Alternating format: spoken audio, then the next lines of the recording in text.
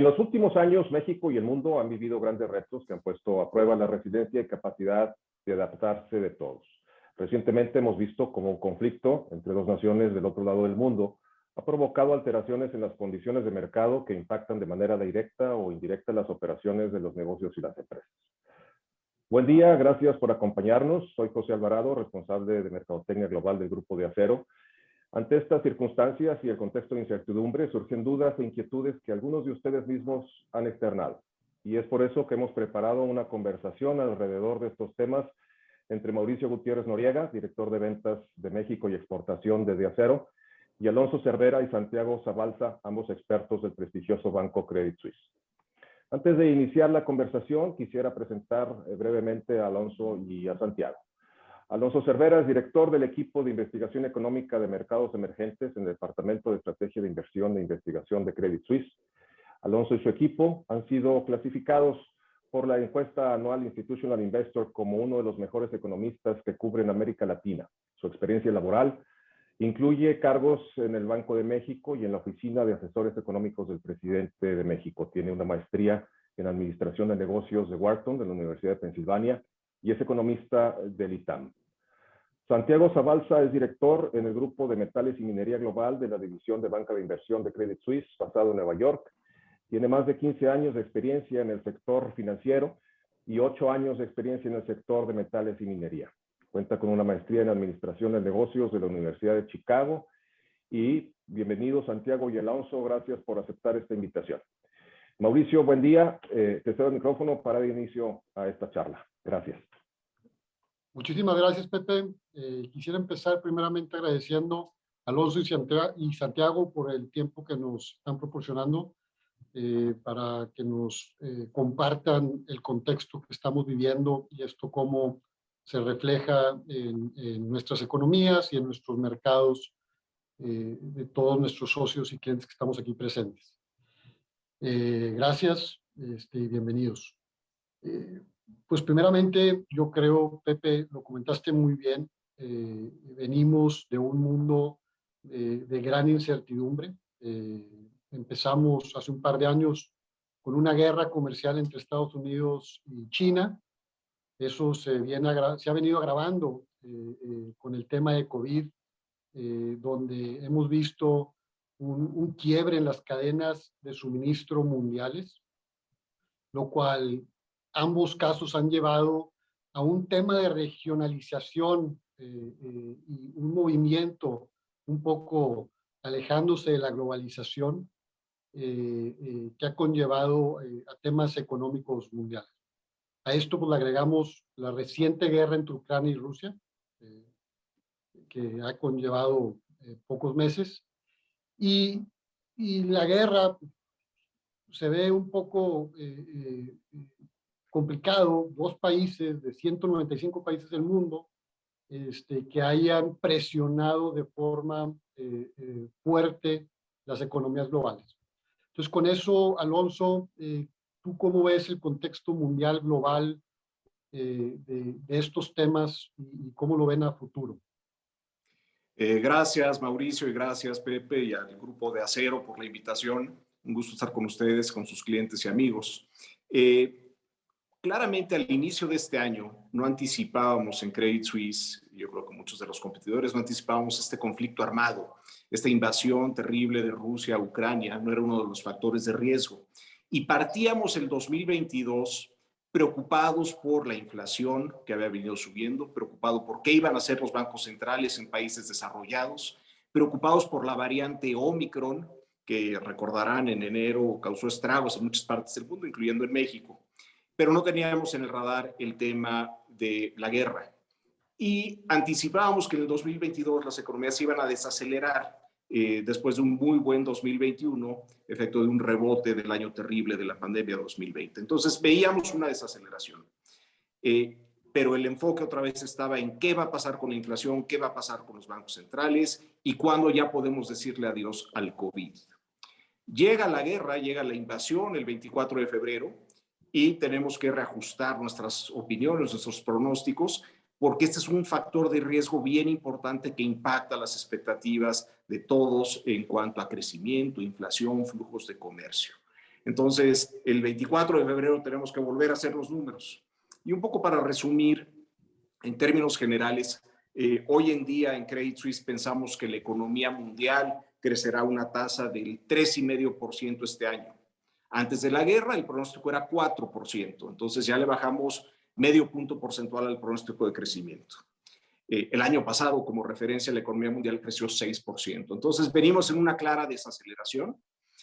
La mayor parte de las revisiones a la baja que hicimos a raíz del conflicto armado fue en la zona de Europa, sobre todo Europa del Este, que tiene muchos nexos comerciales con Rusia y Ucrania, y muchas otras partes del mundo se vieron o esperamos que se vean más inmunes a estos temas. Entonces, a tu pregunta, Mauricio, pues vemos un año más complicado por el lado del crecimiento y por el lado de la inflación. Brevemente les comento, así como revisamos a la baja el pronóstico del crecimiento, tuvimos que revisar al alza el pronóstico de inflación por el choque sobre los precios de las materias primas a raíz del conflicto armado. Rusia y Ucrania son importantes proveedores de productos como el maíz, el trigo, el petróleo, en fin, muchos otros, y vimos una alza muy marcada en estos precios de los commodities, de las materias primas, y tuvimos que regresar a hacer los números, y en general estamos anticipando tasas de inflación más altas en todo el mundo, no nada más en México, en todo el mundo, y también anticipamos una respuesta más dura de los bancos centrales que tienen que arrestar esa presión inflacionaria, contener el deterioro en las expectativas de inflación, y son algunas de las dinámicas que aquí les resumo brevemente de lo que hemos hecho los economistas en Credit Suisse y en otros bancos en semanas recientes. Excelente, Alonso, gracias. Este tema, ¿cómo se ve reflejado en México? O sea, México también viene con una fuerte inflación, obviamente presionada por la inflación mundial. El crecimiento de México, pues, no es un crecimiento boyante, digamos. ¿Cómo estas afectaciones que hemos hablado van a afectar el mercado mexicano en el corto, mediano y largo plazo? Claro. ¿Cuál es el mecanismo de transmisión de todos estos problemas, ¿no?, sobre la economía? Primero, la buena noticia es que los nexos comerciales de México con Rusia y con Ucrania son muy pequeños. Prácticamente México le exporta el 80% a Estados Unidos, tenemos un comprador bien importante ahí, Estados Unidos, y le exportamos poco al resto del mundo y sobre todo poco a Rusia y a Ucrania. Entonces el impacto directo no es muy marcado.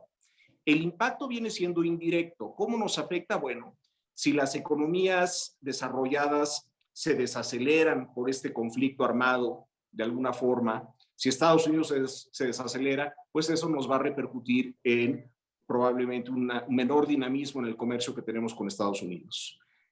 Otro canal por el que nos afecta es por el que mencionaba, de los precios. Los precios de las materias primas han venido al alza, han presionado la inflación de México y en otros países, ese puede ser un canal directo, pero sobre todo la inflación en Estados Unidos, por ejemplo, ha estado sorprendiendo de forma desfavorable desde hace varios meses, es decir, la inflación ha estado por arriba de lo esperado, y eso ya está teniendo una respuesta por parte del Banco Central en Estados Unidos, de la Reserva Federal.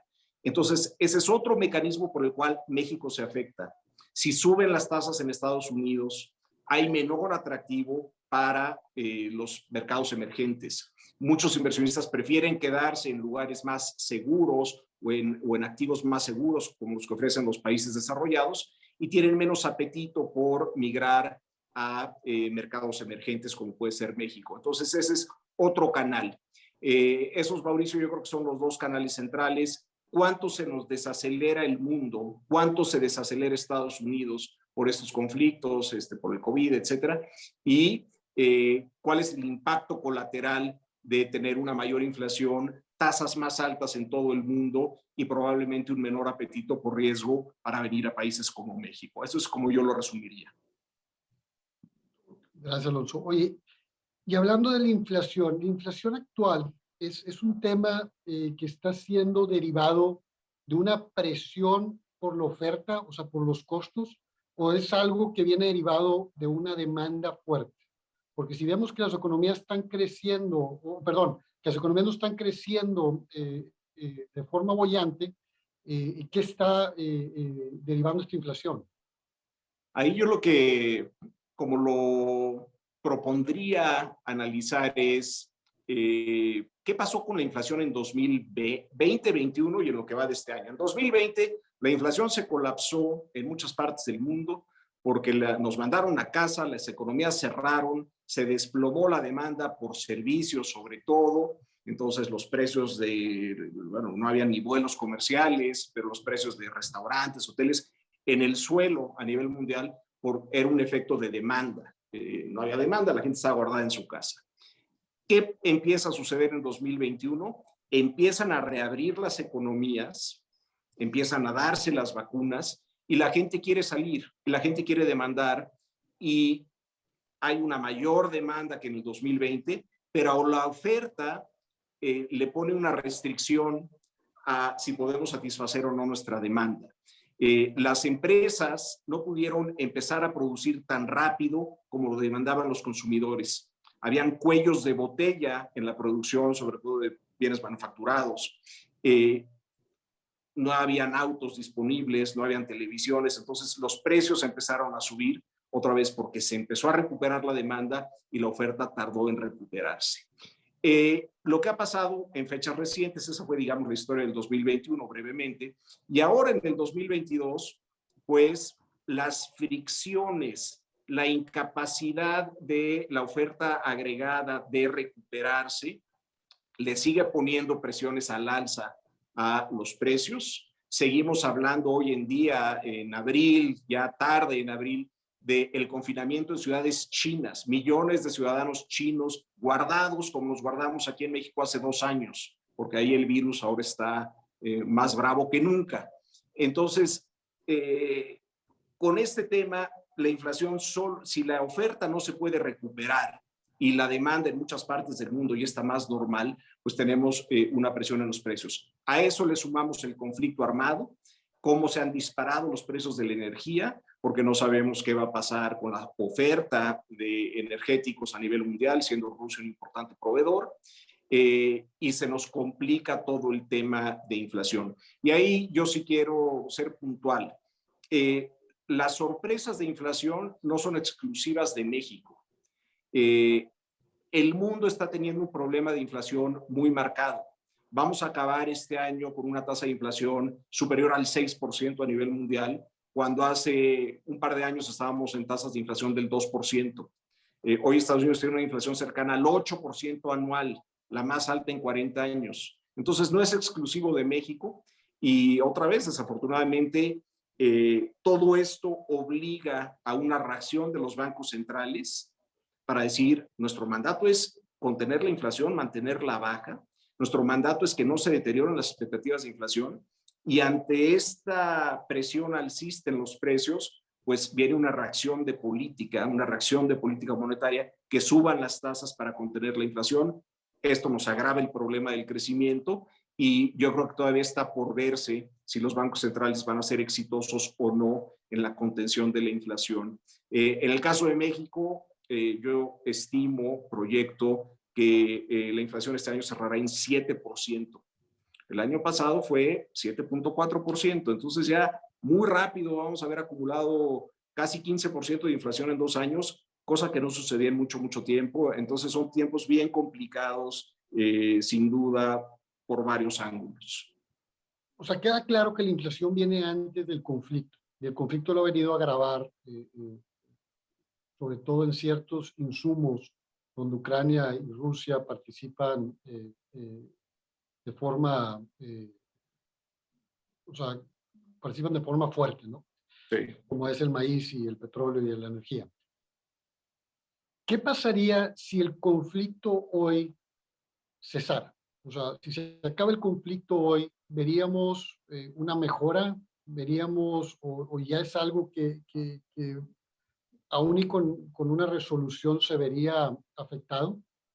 Y en esa misma pregunta, o sea, ¿qué pasa o qué va a pasar a mediano y largo plazo teniendo altas inflaciones, teniendo a los bancos centrales incrementando las tasas en una economía que de por sí ya está, que ya no está creciendo a los ritmos que esperaban.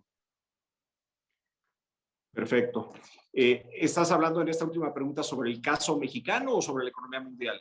Pues yo creo que mundial y luego específicamente el caso mexicano. Y en el caso mexicano, pues el gobierno federal, ¿qué pudiera aplicar para contener la inflación o para incentivar el crecimiento? O bueno, no queremos que no quieren incentivar el crecimiento porque afectaría la inflación. ¿O cómo manejaría ese tema de crecimiento, inflación, etcétera? Claro. Bueno, yo creo que si se soluciona el conflicto, si de repente amanecemos un día y nos dicen que ya hay una tregua y que Vladimir Putin ya fue a estrecharle la mano al presidente de Ucrania, yo creo que habrá una celebración en los mercados financieros. Las presiones que se han ido acumulando en los precios de algunas materias primas como el petróleo, el maíz, el trigo, esas presiones empezarían a ceder, veríamos menores precios de los commodities, de las materias primas. Y yo creo que, pues, desde un punto de vista humano, desde una perspectiva, todos tendríamos que celebrar muchísimo y festejar muchísimo por el cese de hostilidades. Habría que festejar, abrir la champaña en Francia o el tequila en México, o lo que fuera. Sin embargo, las heridas yo creo que van a quedar ahí. Yo creo que se ha abierto, no soy un experto en temas de geopolítica, no voy a hablar mucho de esto, pero yo creo que ya mientras el señor Putin siga ahí en el poder, yo creo que todos en el mundo estarán muy pendientes de sus acciones, de sus amenazas, y no nos iremos a dormir tan tranquilos, sobre todo los líderes mundiales, como lo hacían antes del 24 de febrero. Y creo que la desconfianza internacional va a aumentar. Algo que mencionabas al principio, este tema de globalización, se empieza a desinflar y empezamos a ver más un tema de regionalización, que esto de hecho es bueno para México. Pero ya, primero el COVID nos invitó a quedarnos en casa o cerca de casa y a evitar los viajes largos, no te fueras a contagiar. Entonces, y previo al COVID, la guerra comercial Estados Unidos-China, pues ponía en duda la globalización. Luego viene el COVID y nos preferimos quedar cerca de casa. Y ahora con el conflicto armado, yo creo que con más razón la gente diría, hay que confiar en nuestros vecinos, en nuestros aliados cercanos y dejar de depender de un lugar muy inseguro, muy incierto del otro lado del mundo.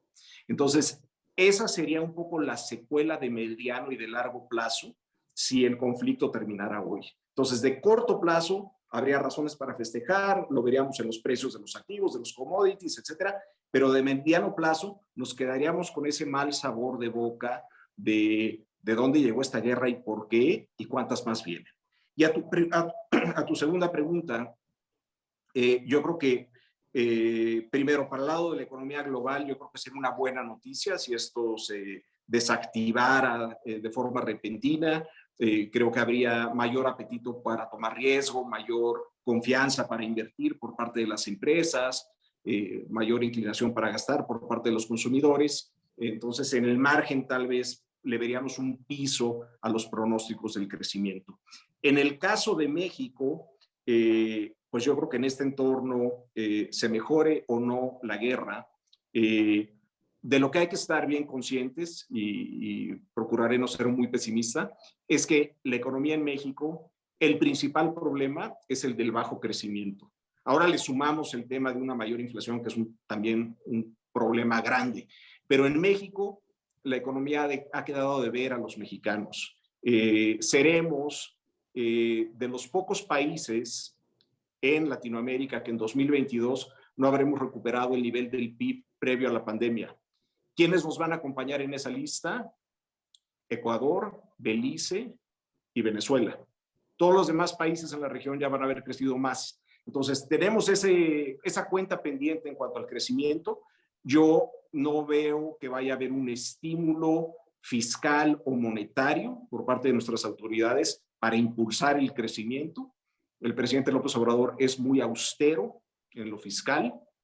El Banco Central no puede bajar las tasas para impulsar el crecimiento porque tiene un problema de inflación. Entonces estamos en buena medida a expensas de cuánto crece Estados Unidos y cuánto les podemos vender, y estamos a expensas de que se dejen de detonar noticias adversas en el día a día en México que ahuyentan la inversión. Entonces me voy a frenar ahí, no sé si tienes una reacción o algún comentario. Un comentario más.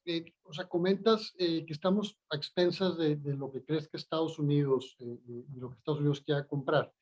Y sabemos que en Estados Unidos hay una situación de falta de mano de obra y de un crecimiento de una de la economía más grande del mundo, con un crecimiento bueno, digamos, no excelente, pero bueno, donde pareciera que México, al no haber llegado a los crecimientos prepandemia, pues pareciera que México no está aprovechando esa regionalización donde prácticamente Estados Unidos pues requiere de México para manufactura y para poder lograr esa regionalización. Sí, estoy de acuerdo contigo. Yo creo que esto de lo que hemos platicado en los minutos que llevamos, 20 minutos más o menos que llevamos platicando, este es un escenario ideal para México para explotar, para aprovechar esta regionalización, el quédate en casa o quédate cerca de casa, y no hay políticas del gobierno para invitar a las inversiones extranjeras a México. Hay otras políticas y otras ideas que se debaten en el día a día, pero yo no he visto, y si ustedes lo han visto, díganme, yo no he visto una política explícita de la Secretaría de Economía que diga, tenemos este plan para atraer inversiones a México. México es un gran país, somos vecinos de Estados Unidos, tenemos muchísimos tratados comerciales, somos de las economías más abiertas y así seguiremos siendo, eso no va a cambiar. Lo que nos cae de inversión, en parte nos cae por accidente, porque estamos aquí, porque somos mexicanos, tenemos mano de obra calificada, todavía barata, pero no es porque haya una política diseñada para ir a jalar estas inversiones. Les puedo compartir que tengo otros foros con otros empresarios como ustedes, con otras empresas mexicanas y extranjeras, y sí me reportan que el sector industrial ven llegar las inversiones, porque está este proceso de regionalización. La pregunta que quedará en el aire es, ¿y si hiciéramos mejor las cosas en México? ¿Y si el gobierno hiciera mejor las cosas? ¿Y si no hubieran conferencias mañaneras? ¿Cuántos más flujos de inversión nos llegarían? Esa es una pregunta que no tenemos respuesta, pero sí me da gusto ver que las cifras del año pasado, la inversión extranjera directa que llegó a México es la más alta desde el 2018.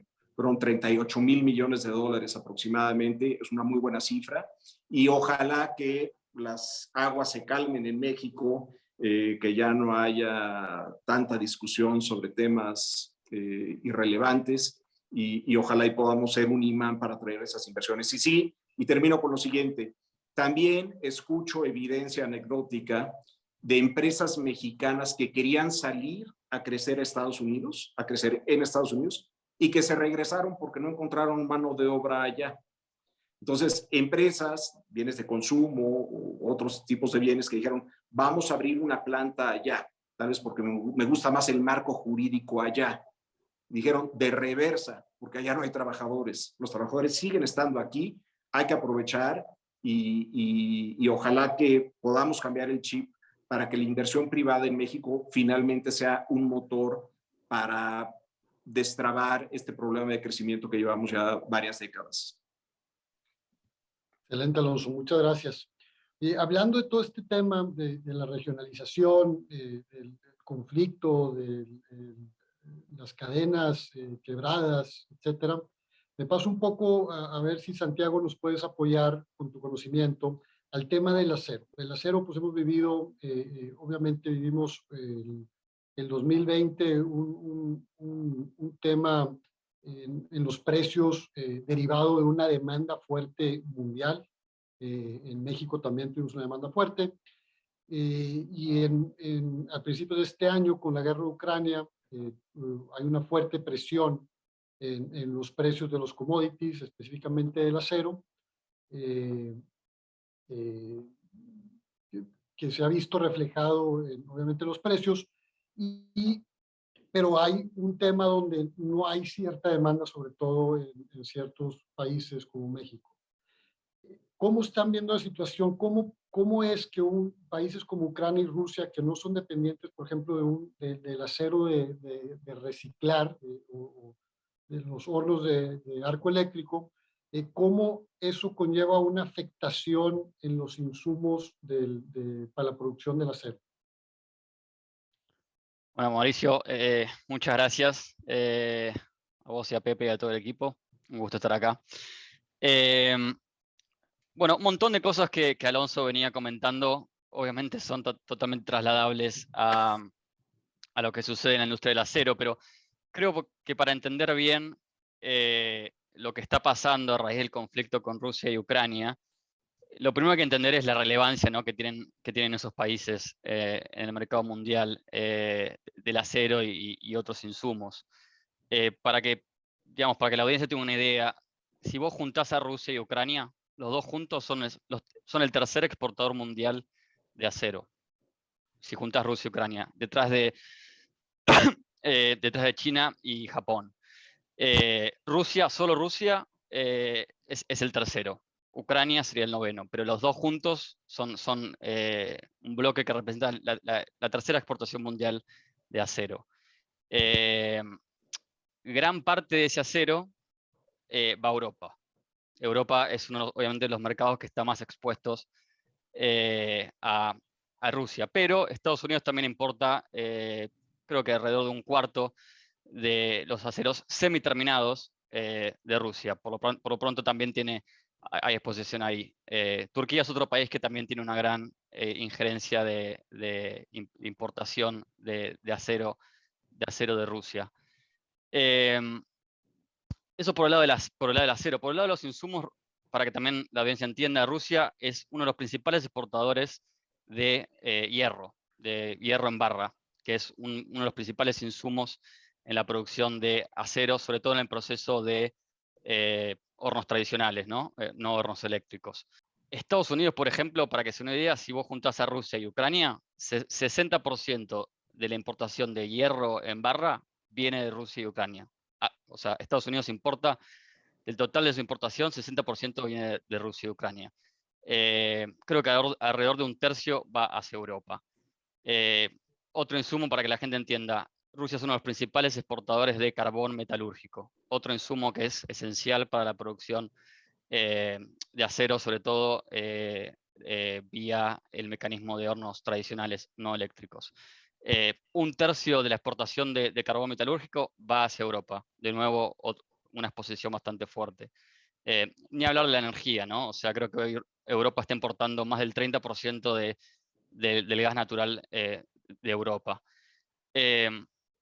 Obviamente, cuando uno empieza a entender todos estos números y esta relevancia, es lógico que esté sucediendo lo que está sucediendo realmente, porque las sanciones que se están aplicando sobre Rusia, tanto en la importación de acero, hace unas semanas se habló de la prohibición de importación de carbón, que se va a ir aplicando a lo largo de los próximos meses.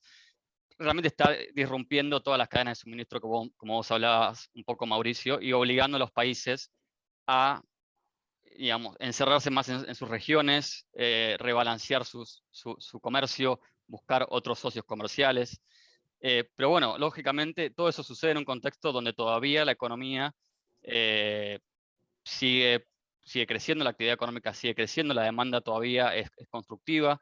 Entonces, todo eso compite con demandas de diferentes países, demandas de diferentes industrias, y crea una presión sobre los precios importante. Ni Estados Unidos ni México están aislados en ese sentido, ¿no? Si bien Europa está más expuesto y se han visto, digamos, como crecimiento en los precios mucho más pronunciados en las últimas semanas por estar más cerca del conflicto, de algún modo todo lo que sucede en Europa afecta a Estados Unidos, porque Estados Unidos, como mencionaba, también todavía importa parte de los aceros y de los insumos de Rusia y Ucrania. Y entonces todo eso conlleva a que digamos, las presiones inflacionarias que existen en el mundo también se trasladen a Estados Unidos, y obviamente México, por su nivel de integración con Estados Unidos, también lo sufre. Comentas que parte de esta presión es mucho por un rompimiento específicamente en las materias primas del acero, hablando de la importancia que tiene Ucrania y Rusia en estas materias primas. Y también comentas que puede haber un rebalanceo del comercio entre los países.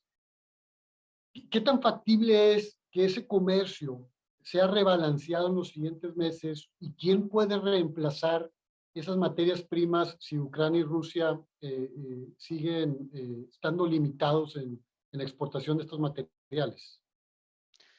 Sí, bueno, es una buena pregunta, porque un poco eso tiene que ver con lo difícil que se está haciendo, de nuevo, dado que todavía la economía global, la economía de Estados Unidos, siguen creciendo. Una cuestión distinta es un escenario donde en la segunda mitad del año o a principio del año que viene entremos en recesión. La probabilidad hoy todavía es baja, pero hace poco uno de los bancos de inversión acá de Nueva York le asignó, creo que 1/3 de probabilidad de recesión para la economía de Estados Unidos. O sea, todavía es baja, pero eso sería un escenario donde un poco cambiarían las cosas. Pero mientras el mundo siga creciendo económicamente,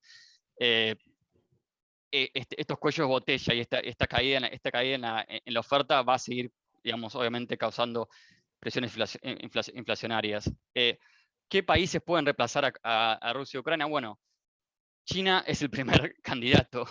Es interesante, ¿no?, ver cómo China, al mantenerse casi neutral en este conflicto, aunque en realidad no tan neutral, pero puede sacar ventaja, por más que suene así de frío.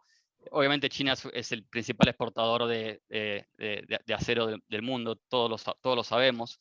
Entonces, China, por ejemplo, puede ser un jugador donde pueda buscar incrementar su participación de mercado en Europa tranquilamente. Aparte, China en este momento está con confinamientos, con crecimiento de casos, al mismo tiempo está atravesando una crisis inmobiliaria, por lo tanto, la economía doméstica de China está creciendo a menos ritmo de lo que venía creciendo, y eso puede hacer que, digamos, todavía impulse todavía más la exportación de acero a otras regiones. India es otro jugador importante en el mercado del acero. Exporta creo que la mitad a Europa, entonces podría también buscar usar esto como oportunidad para expandir su participación ahí. Y después tenés jugadores como Brasil. Brasil, no solamente en el mercado del acero, pero también en el mercado del hierro. Es uno de los principales exportadores de esos productos y digamos, puede tratar de reemplazar a Rusia en los destinos. En ese sentido, yo creo que tanto Estados Unidos como México, un poco lo mencionaba Alonso, están un poquito más protegidos, ¿no?, de lo que está sucediendo, porque están lejos del conflicto, tienen sus economías más integradas. Estados Unidos tiene una industria del acero muy fuerte, pero creo que esta regionalización que vos venías hablando puede hacer que, por ejemplo, Brasil se convierta en un jugador más importante en las exportaciones hacia Estados Unidos y hacia México. Entonces, de lo que entiendo, es, ese rebalanceo es un poco complicado a corto o mediano plazo, aunque sí puede haber ciertos países que pudieran ayudar a reemplazar ese material que antes venía de Ucrania y Rusia. Entonces, se podría decir que esta presión en los precios del acero es la nueva normal. Bueno, es interesante la palabra normal, porque, bueno, un poco vos lo mencionabas al principio, ¿no?, que es esta vuelta a la normalidad, ¿no? Digo, antes de este conflicto con Rusia y Ucrania tuvimos una pandemia global por 2 años. Antes de la pandemia tuvimos guerra comercial entre Estados Unidos y China. Es difícil imaginar un mundo con total normalidad. Lo que me parece y obviamente es difícil hacer futurología, ¿no? Sobre todo con precios, si no, créanme, no estaría trabajando acá. Pero lo que me parece que sí está claro es, y Alonso un poco hablaba de esto, supongamos que el conflicto con Ucrania y Rusia se resuelve en el próximo mes. las sanciones a Rusia van a seguir estando por un buen tiempo. Algunas se levantarán, pero creo que muchas seguirán. Esta tendencia a pasar de una globalización a una regionalización de la que vos hablabas se va a hacer cada vez más fuerte. Europa, por ejemplo, sin duda va a intentar en los próximos 5 o 10 años tratar de reducir su dependencia energética de Rusia. Estados Unidos, y no solo en acero, ya desde ya unos años está con una política bastante fuerte de intentar generar mayor independencia en muchos de sus sectores estratégicos. Uno de los, por ejemplo, que no tiene que ver mucho con el acero, es el litio o los metales raros, que dependen mucho de otros países. Entonces, yo creo que, de nuevo, mientras que la economía siga creciendo a tasas saludables, estos riesgos geopolíticos y este reacomodamiento comercial va a seguir sosteniendo precios elevados. Obviamente que si el conflicto se resolviera, hay situaciones estructurales, yendo a tu pregunta, Mauricio, que van a hacer que, por lo menos por los próximos años o 2 años, muchos de los precios de materias primas se mantengan en precios más elevados que los históricos. Creo que otro componente del cual no estamos hablando mucho, pero que cuando hablamos de acero y sobre todo de sus insumos es importante, y que, digamos, es algo que ya venía existiendo en los años anteriores y sobre todo a raíz de la pandemia, es cada vez este creciente foco en el medio ambiente y en la decarbonización de muchos sectores de la economía. ¿Qué significa eso? Por ejemplo, para que la audiencia entienda, vos hablabas un poco de hornos eléctricos versus hornos tradicionales en la producción de acero. De esas dos metodologías, la metodología más amigable para el medio ambiente son los hornos eléctricos. ¿Por qué? Porque no utilizan una muy poca cantidad de carbón, de hierro. Básicamente lo que usan es acero para reciclar, energía, y luego producen el acero. Pero todo, el uso de carbón, de hierro, no es relevante en los hornos eléctricos. Entonces, está habiendo a nivel mundial, y esto se ve sobre todo en China, Estados Unidos, pero también en otros países, una creciente movida de tratar de aumentar la participación de los hornos eléctricos versus los hornos tradicionales. Eso, por ejemplo, ¿qué produce para el acero para reciclar? Lo que está pasando es que el acero para reciclar casi que se está transformando en un metal precioso. El precio del acero para reciclar hoy creo que está cerca de $700 por tonelada, cuando históricamente en los últimos 10 años estuvo en 300. ¿Por qué está pasando eso? Justamente por eso, porque cada vez hay más compañías que están moviéndose de la producción tradicional, más dañina a nivel de medio ambiente, a una producción más limpia, que utiliza un mayor componente de acero para reciclar. Entonces, por un lado, tenés más demanda para acero para reciclar, por otro lado, cada vez se produce menos, genera menos acero para reciclar, y eso lo que está haciendo, está básicamente empujando los precios de acero para reciclar, que, digamos, muchos analistas creen que es una tendencia que se va a sostener en el tiempo, en los próximos años. Entonces, también tendremos presión en el mercado del acero con esos cambios a la producción de aceros basados en el reciclaje o en hornos de arco eléctrico, ¿correcto? O sea, toda la presión de descarbonización mundial que conlleva que ciertas acerías se vayan de hornos, de altos hornos a hornos de arco eléctrico, va a presionar las materias primas en el caso de la chatarra. Exacto. Mundialmente. Y Santiago, se ve diferente presión entre los mercados de los productos largos contra los mercados de los productos planos. Digo, vimos que en los años anteriores los mercados planos tuvieron una demanda muy fuerte que conllevó un crecimiento del precio mayor que en los largos. ¿qué esperamos en los siguientes, cómo se esperan esas presiones entre los mercados de los productos largos y los productos planos? Sí, yo creo que eso, Mauricio, está muy vinculado a los mercados finales, ¿no? Obviamente los aceros planos tienen mucha relevancia en la industria automotriz, por ejemplo, mientras que los aceros largos se utilizan mucho más en construcción e infraestructura. Hay pros y contras en ambos, ¿no? Pero por ejemplo, algo que se está sucediendo, por ejemplo, en el sector automotriz, que es público de conocimiento, está habiendo escasez de chips. Hace poco hubo una escalada en el precio del paladio y níquel, que son componentes que también van en los autos. Es un sector, además, es un sector que, digamos, por los próximos 5 o 10 años se enfrenta una tendencia secular, quizás a un menor uso del auto. El otro día leí una estadística que me llamó muchísimo la atención, pero cuando uno va a los aceros largos, hay muchos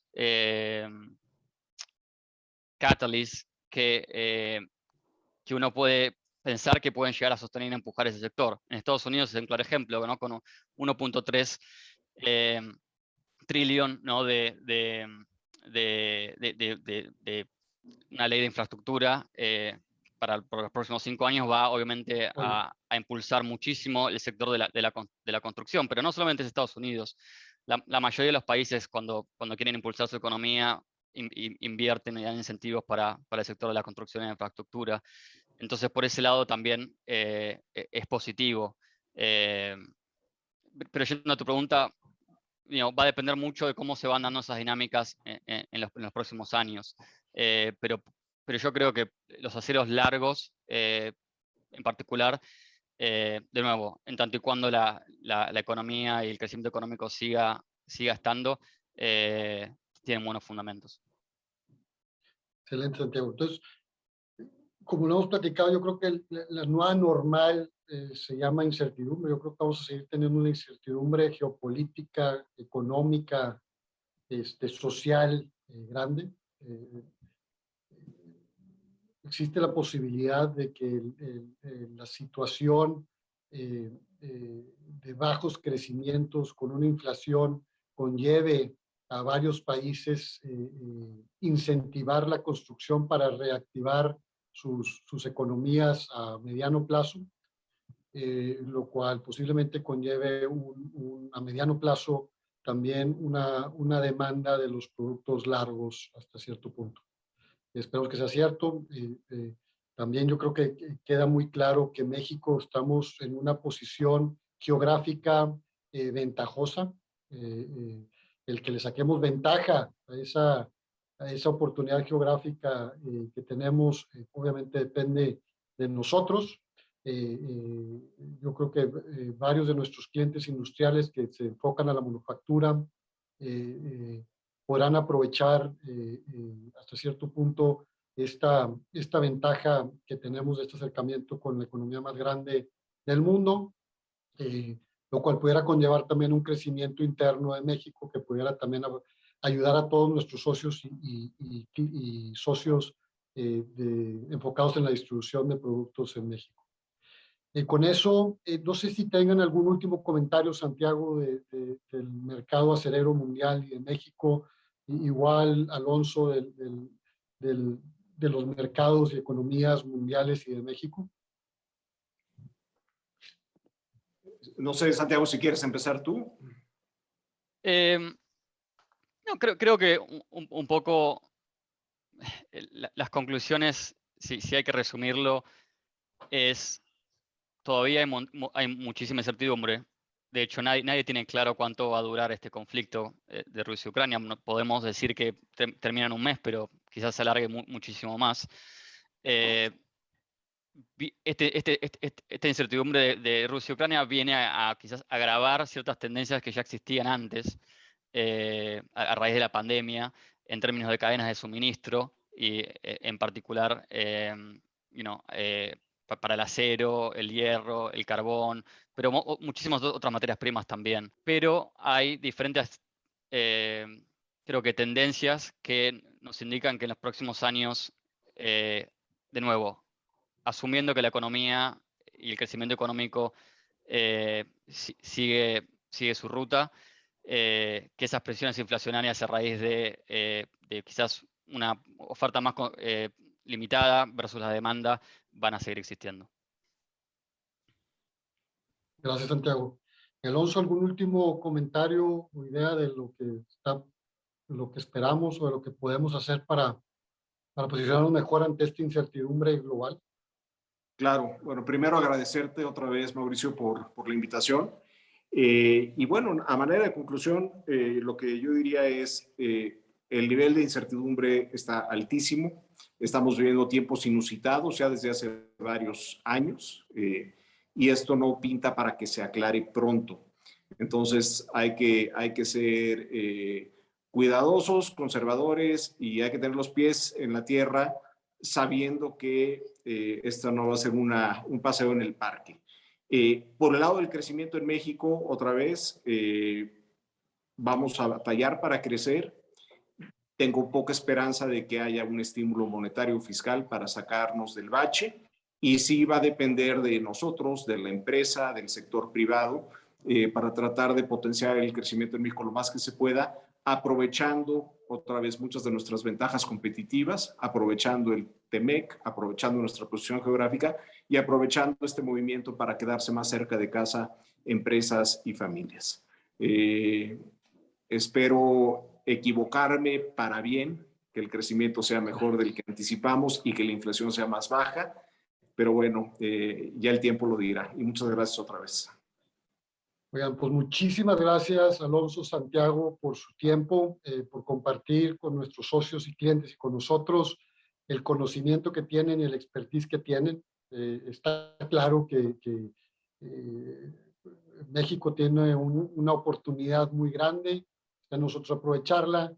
Sí va a haber mucha incertidumbre, también yo creo que las incertidumbres y las crisis pues conllevan grandes oportunidades. Yo creo que México y los mexicanos que estamos, y las empresas mexicanas, tenemos más aperturas, oportunidades por el acercamiento que bien comentamos con la economía americana. Esperemos que seamos capaces de aprovechar esa oportunidad. Yo otra vez les agradezco por el tiempo y por el conocimiento y bueno, aquí como siempre, pues contamos con su amistad y con ustedes cuentan con nuestra amistad y quedamos pendientes y abiertos a lo que necesiten. Igualmente, muchas gracias. Igualmente, y un gusto estar acá.